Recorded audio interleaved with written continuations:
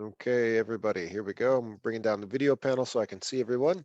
All right, so it's the last day of February, and we've all had a nice long break from classes. And perfect, Andres, thank you so much. Perfect. So we've all had a nice Thank you, break from teacher. classes, and now we are back. Um, the Schaden Facebook assignment is due today, and I'm looking at all the names. I think everybody here has turned theirs in. But I wanted to, the first thing I'm going to do is ask if anybody needs some help with that. A few people had issues typing on the document, so they wrote their answers in the comment section, and I just gave full credit. That was fine. I was really impressed with most of you using the spelling and the grammar check. There were no serious spelling and grammar issues. So for me as the reader, that was very, very comforting. It's easy on the eyes to read. So thank you all for your hard work there.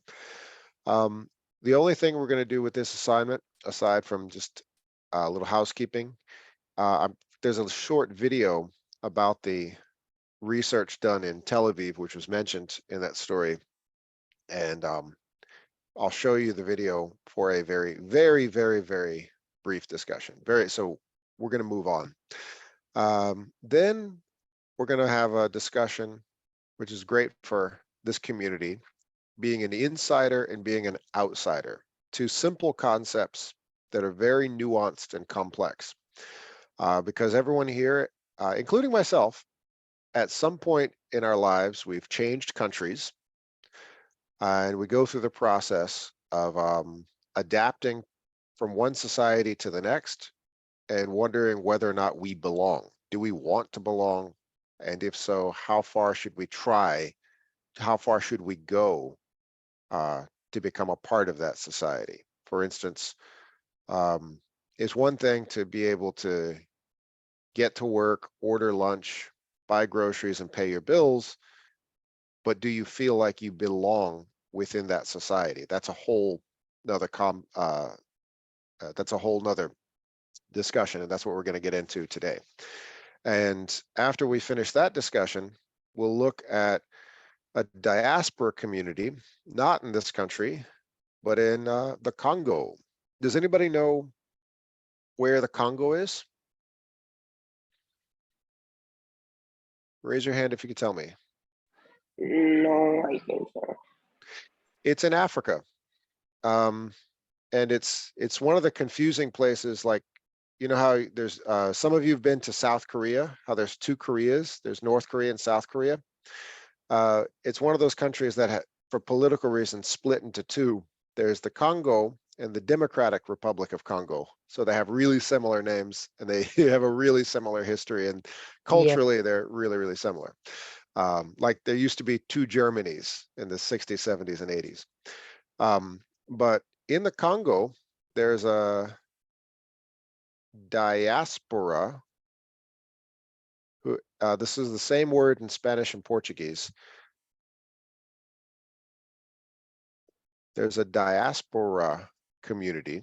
Who could tell me what this word means? I've never used it before in class, but it's the Uh, same in Spanish and Portuguese.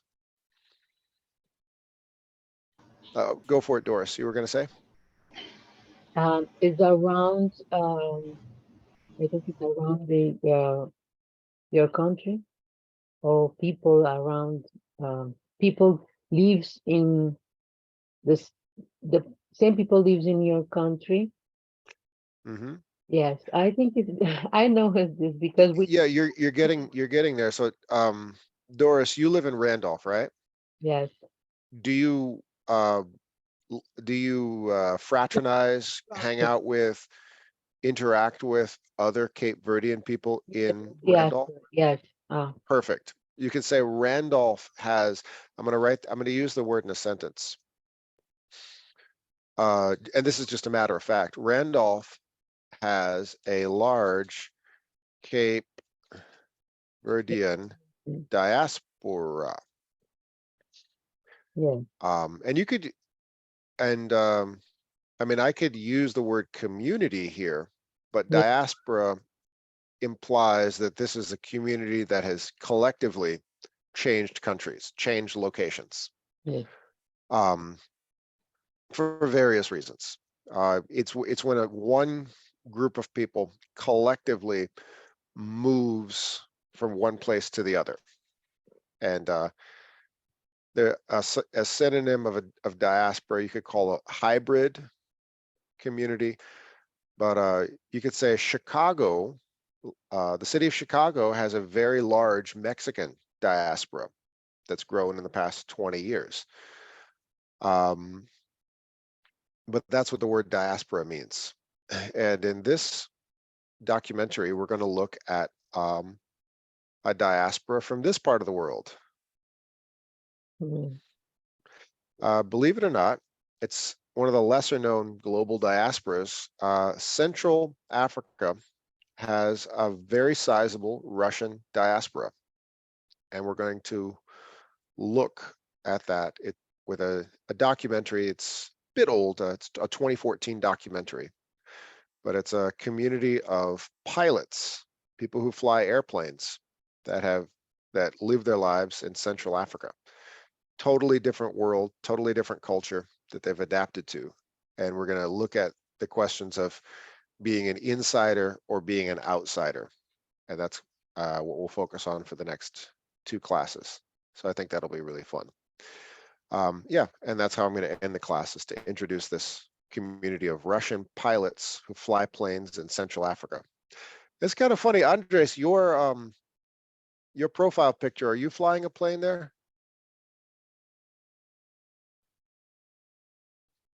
You look like you got the headgear on, like you're flying a helicopter or something.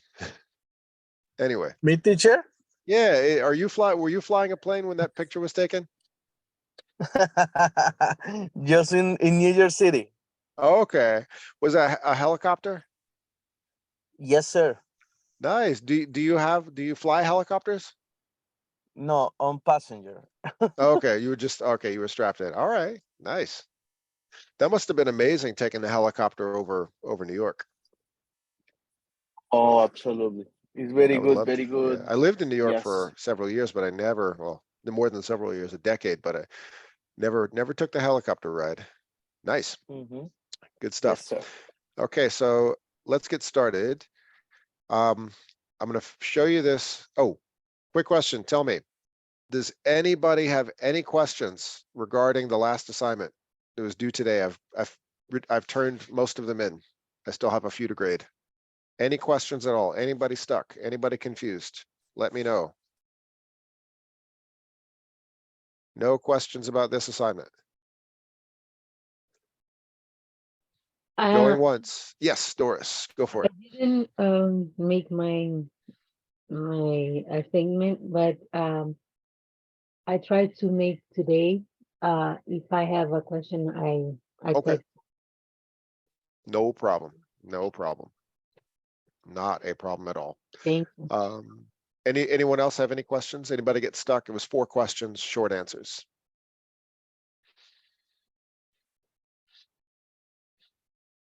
Okay. So we'll keep it moving. All right. So we'll take a look at this Tel Aviv video for a brief discussion. Very, very brief. So here's the video. All right. So in Tel Aviv, city in Israel, who could describe the experiment that these researchers did? It was a company, a security company. Who could tell me what they did and what exactly they found?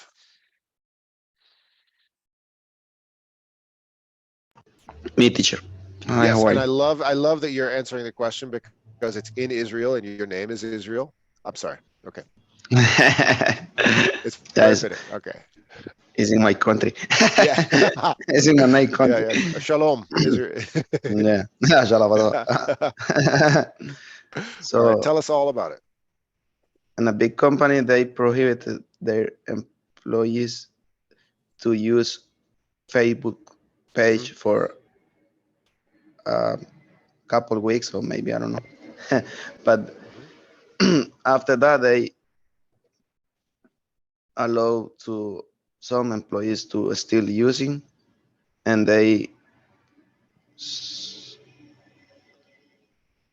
can see the people is unhappy when they use too much social media, because they are always are comparing with another people. When they have Facebook or Instagram or whatever they are comparing with other people their life. So if they look people in vacation, they say, "Oh, I want to go to the vacation." If they see people with good food, good families, and they try to be jealous, you know. You you gave a good description, but there's a few missing details. You skipped to their end results of the experiment. But let's go back to the word you use, prohibit. Um, Instead of not only, well, it was a little stricter than that. Like most people at work, uh, your boss is not going to be happy if you're glued to your phone checking your Instagram all day. That could be prohibiting. If they say, hey, listen, when you're working, you got to be working. That could be prohibiting. They did a little more than that. How far did they go?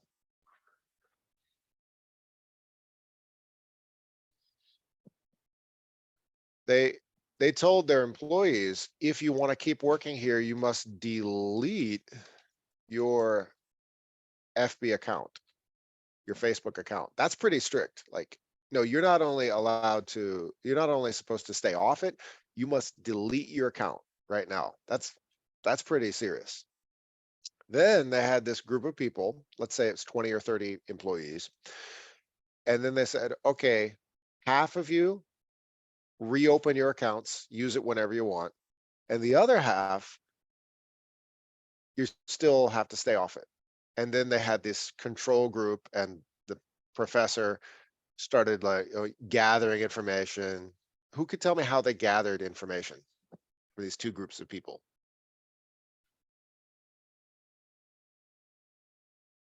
Did they just walk around to see who was smiling and who wasn't?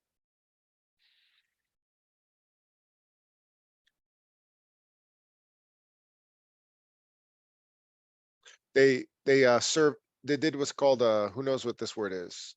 Um, surveyed people. They surveyed people. They would have them fill out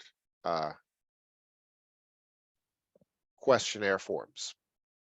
And this is what's called qualitative research.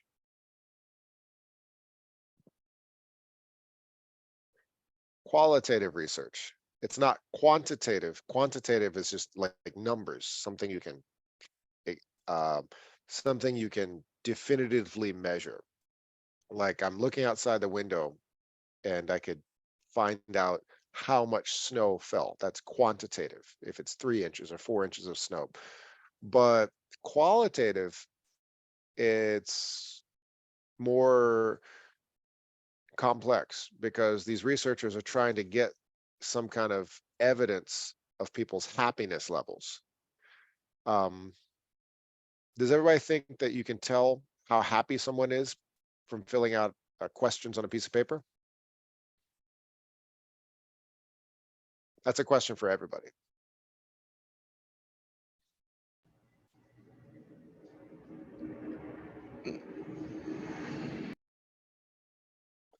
Doris, since you're an influencer, and most of your posts are generally about staying positive in adverse situations. I'm going to Yeah. call you you're a happiness expert, if you don't mind that that title.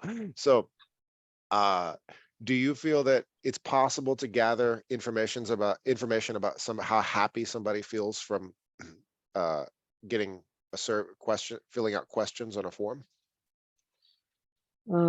Yes, yes. It could work. Okay. Yeah, when you show people the true things, and when you know what people trying to find, and you give the thing that people need. Hmm. I think it works. Doctors do things like this. Yes. When you go to the doctor, is everybody notice when you fill out a form, they'll ask you about your general safety and comfort and how often you get angry or to feel depressed But and you these need that kinds of things. information. You go to waiting for this information. Yes, exactly. Yeah. Exactly. So yeah, that's qualitative research. So constantly people at this company are given these forms to fill out. How do you feel? How do you feel? Yeah. And of course you can imagine it might be a little bit annoying. Somebody asking you at work how you're feeling all the time. But that's how they got this information. So here's the video about the results of this information.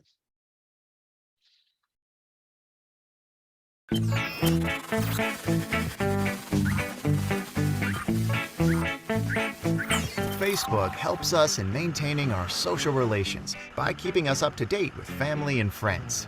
But does using Facebook make us happier? A recent study conducted by Ayala Arad, Ohad Barzilai, and Mayan Perchik from the Collar School of Management at Tel Aviv University found that using Facebook might actually decrease the user's happiness. Previous studies have shown that Facebook users are less happy than non-users, but were inconclusive regarding the direction of the effect. It might be that unhappy people tend to use Facebook more, so it is not Facebook which decreases happiness, but the other way around. In order to establish the causal link, the researchers needed to find a proper control group of non-users who would be similar in their characteristics to the ones who use Facebook. To do that, the researchers conducted a study in a security company, in which using Facebook was entirely forbidden for some employees, but not for others. Thus, employees did not choose to be non-users, and the researchers were able to compare users and non-users while avoiding selection bias. Participants in the study were surveyed regarding the positive and negative experiences of their friends, the degree to which they engage in social comparison, and their own happiness level. The researchers found that Facebook users engage in social comparison more than non-users. Contrary to common belief, using Facebook does not bias one's perception of other people's lives. Users understand that their friends' posts do not always represent reality. Still, being more comparative undermines the user's happiness. This is especially true for younger users. They comment, tag, and like their friends' posts and photos more frequently, which makes them suffer more from social comparison. This is the first study that provides an empirical evidence on the impact of Facebook on its users' happiness. All right, so there's that short video. It's directly related to the article, and it shows what we discussed. They didn't find that people believe everything they see, but they did find conclusive evidence that the action of constantly checking on what everyone else is posting can decrease happiness levels. That's it. What does everybody think about this? I'm asking your opinions. Do you think this is a reliable study? No, Tell us why, Fatima. because just a few people in the company, not original, not a lot of people from outside. It was in the double digits. They it was about it was a security company, and this is what's called a control group. Because some people, they can have Facebook and be happy because they control himself how to use it. Mm. Yeah, because a lot of people has a social media, but they control themselves. They feel Mhm. Excellent. This is what Fatima is doing is what's called critical thinking. When you read any kind of academic evidence, you want to think critically.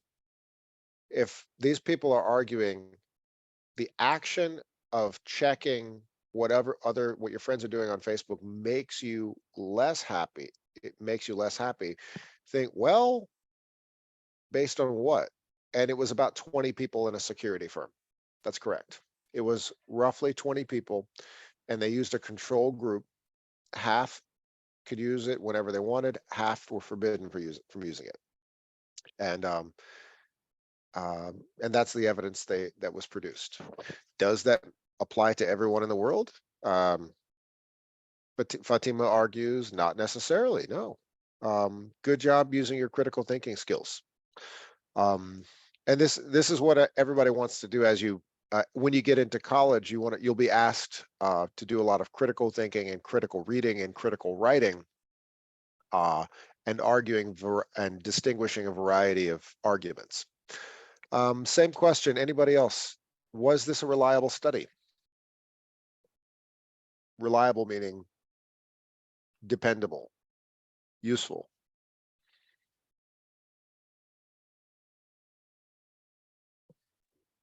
Yes, teacher. Tell us why, Um, Andres. Teacher, I think a lot of young people Mhm. is the more usually for likes and comments and about his friends or them friends is more popular in the young Mhm. people's right now. No, is usually a lot of people use it all the time. Facebook all the time for using for your pictures, for your events, for your thing, and for likes or dislikes. Mm. I was thinking, does anybody else, based on what Andres is saying, Andres is arguing that this paper does argue that there's a certain vulnerability for young people Yep. seeking attention. Andres is saying that it's very reliable evidence regarding young people. I could use myself as an example. When I post something that I think is funny or interesting, if time goes by and I don't get a response, I do have a kind of feeling of like Mm-hmm. disappointment. Like, wait a minute, Yes. I thought that was clever what I posted. Oh, nobody's giving me a like. Nobody's giving me a little heart on it for in whatever Or platform. Does or you're anybody else checking experience that? how many people use your picture and like or dislike, right? Right. Yeah, you want that positive feedback. And when you don't get, I mean, if I don't get, a couple of likes or something, if I post a picture or post like an article or say something I think is interesting, if I don't get the positive feedback, I don't think I'm going to cry about it. I'm not going to, it's not the end of the world, but I am conscious of like, in my brain, I will get a different feeling of happiness. Like if I get multiple people say they like something I put together, there's a feeling of satisfaction. If I don't get that, I go, all right, well, and I will be less satisfied. I guess Mm-hmm. maybe the word is like adrenaline, excitement, or something like that. Yes. Anybody else relate to this? My case, not too much, but Mm, sometimes because maybe when I post any photo, I mhm. can get 200 likes. But Wow, yes, you're in in a another different ball game photos, than me. yeah. But sometimes I can get only 50, and I ask by myself what I did. But Okay. it's okay. Yeah. Well, I mean, does that affect how you go about your day? Does that No, change your schedule? Do you no, stop doing just what in you the have to do moment. every day? Just in the moment, I can be sad, but it's okay. Mm. It doesn't affect my life. But it does make you feel sad. Just in the moment, just a second when I see the likes. Okay. All right. Interesting. Yes, because Mhm. we expect something else, Right. and we can yeah. Anybody else? And by the way, this was about 6 years ago, when Facebook was a dominant platform. This is for any internet platform of this nature. If you're using Telegram or WhatsApp or whatever, it doesn't matter. Does anyone else experience this altering feelings of satisfaction, whether or not you receive feedback from the general public? Teacher, Yeah. in my case, for example, Hmm. when I receive a lot of like or view, and that moment is very enjoyed, you know. But when you receive that, it's only that, you know, that Yeah. emotion pass. And nowadays I have 8,000 view and TikTok. That for me is too much, you know. But Did you say 8000? yes. And You ought to talk to Doris. I think you might want to.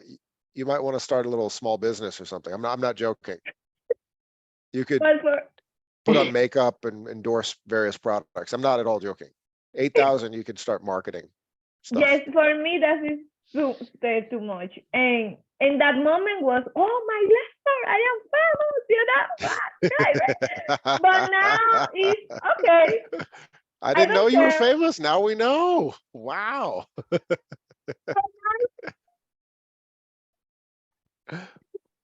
Down or maybe it's okay. But I think when you post something, maybe you waiting like and view. But when happen that, it's okay. It's like, for example, when you buy a new phone or when you buy a new car, in the moment it's very happy, but after it's okay. It's the same, you know. It's crazy. That's a great example. You buy it, you get a new phone, and the phone Yes. makes you happy for a couple weeks, and then it's just a phone. You get a new car, and then it's a car. It's got 4 wheels and it moves. Okay, got it. It's the same Interesting. feeling for me. Okay, Viviana, what are you thinking? Hi, teacher. Hi. I have a question. Yes. After that, how many likes or views you are famous? That's a great question. Great Because question. for some people that never are public, do public something sometime, Right. when they have maybe 20 likes or maybe 20 views, is awesome, you know. But for another people, when they have 100 views or 100 likes, it's a little person. And then it's a good question. How after that, how many you are famous or you are influencer? I'm thinking, well, how many, has anyone heard of this? It's called a click farm.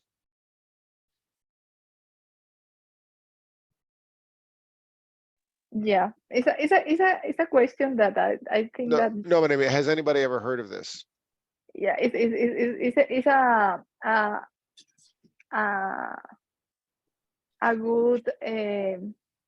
a good question for every people, for everybody. No. I'm asking everybody. Does anybody know what this is? It's called a click farm. Not When you are Okay. accumulated many likes. Tell us, Sandra. It's like when you accumulate likes for your followers. Right. You can entice people to like whatever it is your business. It's a business strategy. Yes.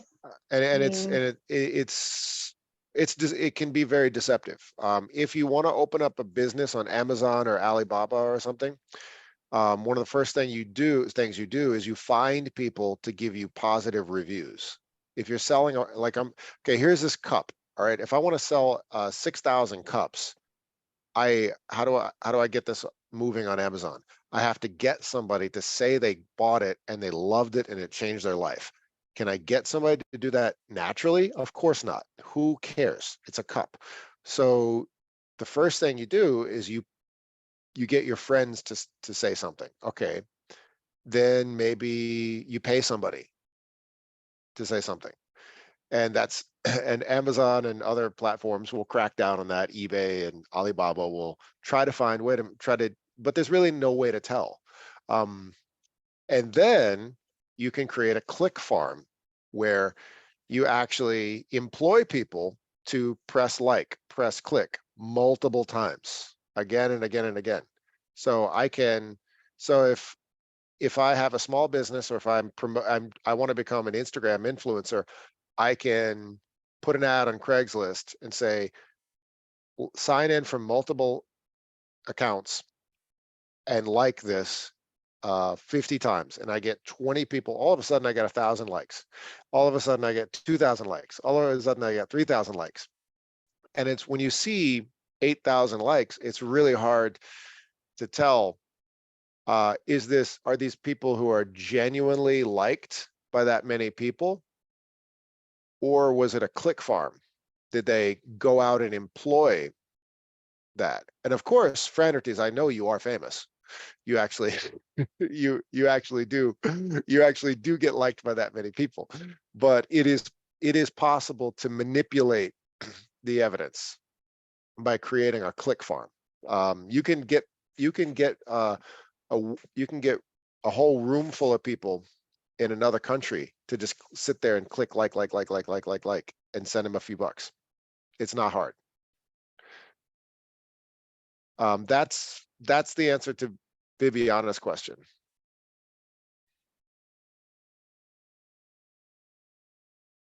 Is somebody really known around the world, or did they just manipulate the number of likes on their page? You can also create robots to like something. Like, not a robot, a bot. You can create a program. You can get a program to just autonomously on a computer like something again and again and again and again. Like you know how most of the phone calls you get are not people, but they're robocalls. You can I train. didn't know that. Yeah, you can train. Well, I mean, everyone's got a robocall. When your phone rings, it's a number you don't recognize. You don't pick up because it's usually not a person; it's a machine. And if you pick up, you're going to get a million more calls like that. Teacher, but even in Facebook, Instagram, TikTok, they say, oh, you can pay $5, $10, and your video can go for another more person, you know? There you go. There you go. Yes, they So say yeah, it's that. not hard. It's not hard. No, if you pay, you can be famous. But Right. I don't like that. I don't pay that. But I think that it does that. But Viviana's question is, what is famous? Being liked by multiple people. If you're paying somebody to click like, does that really count as being famous? Like, Yes. like some people, when they want to be elected to public office, they'll pay people to stand on the street in the rain holding up a sign, vote for this person. Are they really supported by the people? It's the same thing. Andres, what are you thinking? Okay, teacher, I don't have the answer, but I know that a lot of people sell the accounts with millions to followers. Yes, but it's not real. Is lie. And a lot of people buy the accounts with a lot of followers, and you can change your account for a famous icon.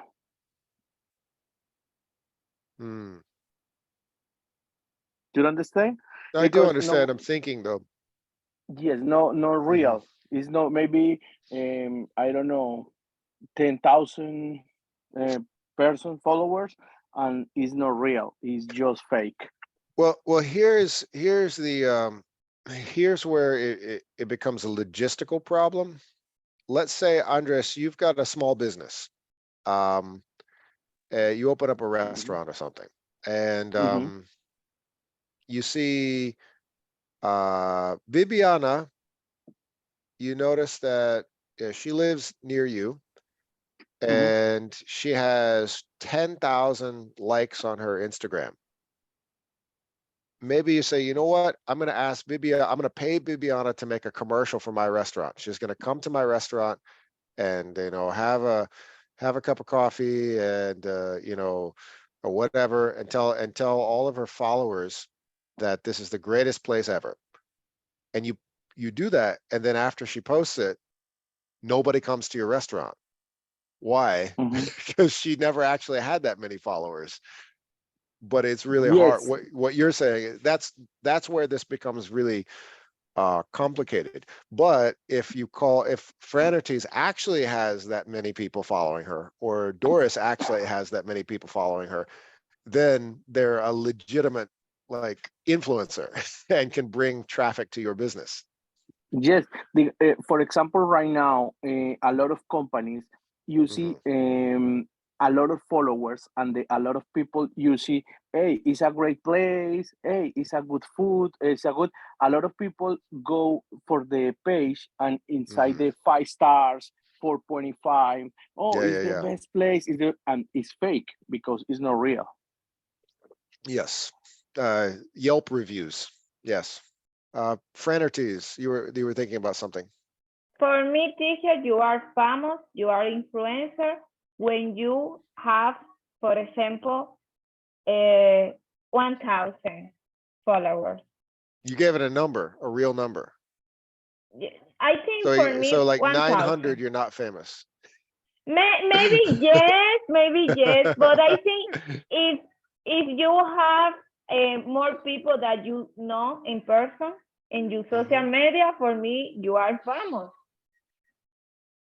All depend about your mind or depend about what you believe. Because, for example, I have YouTube, and now I only have 6 subscribers of 11. And for me, it's okay. I'm happy with that, I agree. When I have happy. 21 views, because it's too much, because I don't know that people, Yeah. Now they know about me. I agree with Franeris because Franeris 1,000 person is a lot of people. No, she said 8. She said 8,000. I was like, I'm thinking when you said 8,000, I'm thinking don't tell anybody where you live. There's some crazy people coming after you. I don't She's know. another level. Yeah, don't tell people you live in Boston. Just say like, I'm Franertes. I'm from another planet. But I don't know. You got to be careful if you got that many people following you. Viviana, what are you thinking? The teacher, I agree with Franeris. I think that this is the point, because it depends on the people.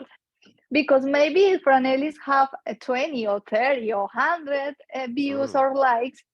If Franelis do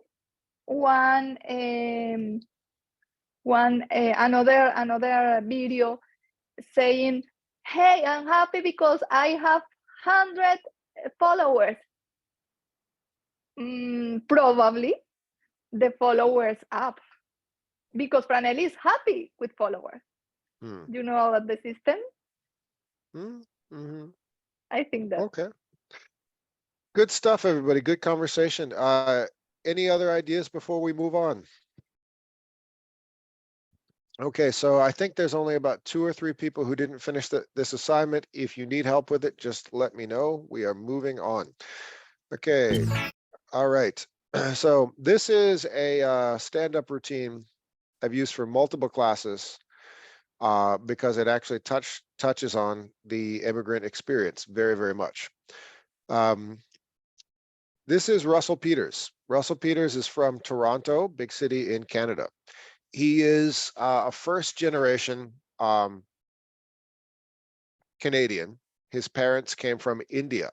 He tells the story about how growing up, his parents tried and tried and tried to belong to the local community in Toronto. He was born in Canada. He felt like he belonged. It wasn't as big an issue. But he tells a story, and I love the way he tells the story about how his father would do multiple things to become Canadian, not in the literal sense, like having a Canadian passport, like having something tangible on a piece of paper that says you are a citizen of this country. It's not as complex as the feeling you get from feeling like you belong to a particular society. So that is what this is about. Take a look, and afterwards, I'm going to put you into some short breakout rooms. Try to answer this question. Is it possible to become a member of society that you don't feel a part of? So that's the question that we'll discuss in breakout rooms. Is it possible to become a member of society you don't feel a part of? So it's internal, you yourself. Everybody ready? Yes. Here we go. All right. You guys having a good time now? Nice. So this is we're getting an idea of the show now. You know what I'm saying? So let me tell you something. My parents now have been in Canada 41 years. They moved from India to Canada 41 years ago. I don't know how they picked it or whatever, but they were like, Canada. And I was like, okay, well, maybe when you get there, you'll be able to say it. So, but when my dad first moved to Canada, he didn't just want to live here, you know what I mean? He didn't want to be a guy that just lived in Canada. He wanted to become a Canadian. And he thought that there was things that you could do to become a Canadian, like you just do a couple of things and bang, overnight you're a Canadian, you know what I mean? I used to come up with these schemes when I was a kid. I remember one time when I was a little kid, he called me, he was like, son, come here.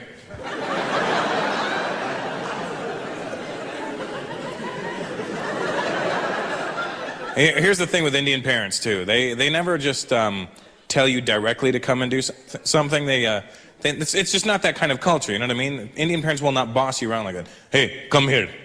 Because they have salesmen built into them, you know what I mean? No matter what the situation is, they feel the need to convince you to do something, you know what I mean? And sometimes they'll just take one word and make it sound like a question to make you come there and be like, Russell, come.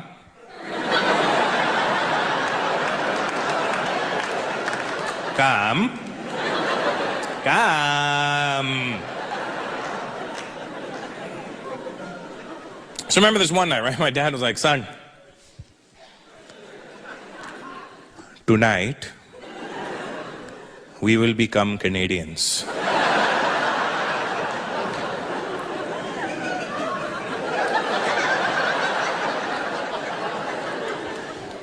I said, Dad, I was already born here.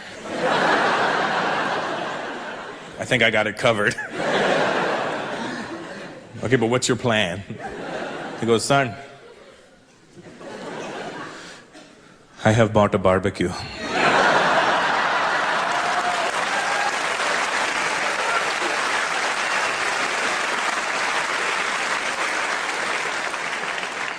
go, well, what are you going to do? Cook the rest of Canada and we're the only ones left?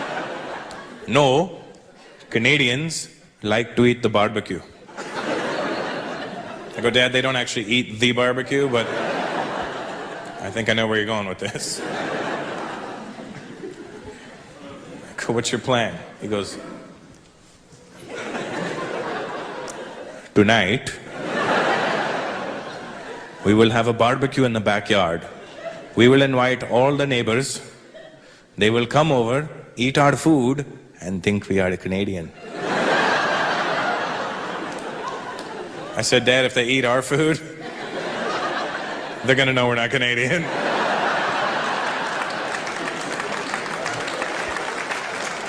Our food will have flavor.